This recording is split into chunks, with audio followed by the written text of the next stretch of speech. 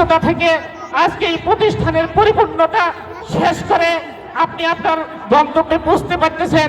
এই জন্য আমি মনে করি যে আপনি একজন সার্থক প্রধান শিক্ষক।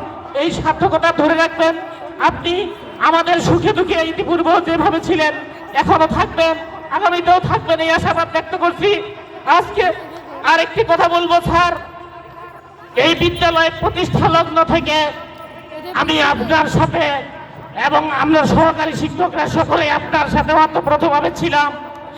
আজকে দুঃখ করে বলতে হয় যে আজকে কিন্তু আসলে আপনি যে মায়ার বাঁধন বেঁধেছিলেন, এই প্রতিষ্ঠান তিলে তিলে আমরা গড়িয়ে তুলেছিলাম। এখানে খাল ছিল, আমরা শিক্ষকরা আপনাকে সঙ্গে নিয়ে মানুষের দ্বারে দ্বারে গিয়ে বাস সংগ্রহ করে, জমি সংগ্রহ করে আজকে প্রতিষ্ঠান গড়িয়েছি। সেই প্রতিষ্ঠানের একজন সদস্য আজকে আমাদের মাঝ থেকে বিদায় নিয়ে যাচ্ছে। এটা আসলে আমাদের মর্মাহত এবং দুঃখ ভারাক্রান্তের কিছু নেই। আমরা দোয়া করি আপনার জীবন সার্থক হোক এবং সুখময় হোক। আমরা আশা করি যে আমরা বিগত দিনে আপনার সাথে চলাফেরা করতে গিয়ে আমরা অনেক ভুল করেছি। আমরা কিন্তু আপনাকে প্রধান শিক্ষক হিসেবে দেখি নাই, আমরা আপনাকে একজন অভিভাবক হিসেবে দেখেছিলাম। এই অভিভাবক হিসেবে দেখতে গিয়ে আমরা যদি কোনো ভুল ত্রুটি করে থাকি, আমি অত্র বিদ্যালয়ের সকল শিক্ষকদের পক্ষ থেকে আপনার কাছে করে ক্ষমা চাচ্ছি।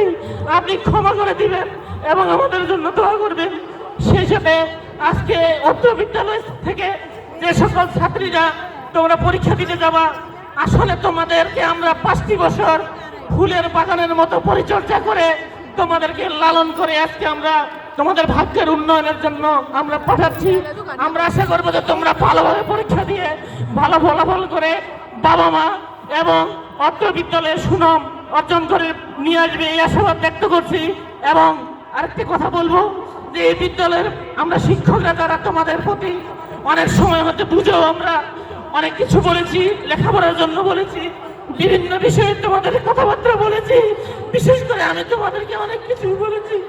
যাতে তোমরাও যদি কোনো আমাদের ভুল ত্রুটি পেয়ে থাকো, তোমরাও আমাদেরকে ক্ষমা করে দিবে। তোমরা আমাদের সন্তানের মতো, আমাদের তো আশীর্বাদ তোমাদের জন্য থাকলো। এই আশাবাদ ব্যক্ত করে সকলকে ধন্যবাদ জানিয়ে আমি আমার সংক্ষিপ্ত অবস্থানে বক্তব্য এখানে শেষ করছি। আসসালামু আলাইকুম, হিন্দু বিপরী আদাব।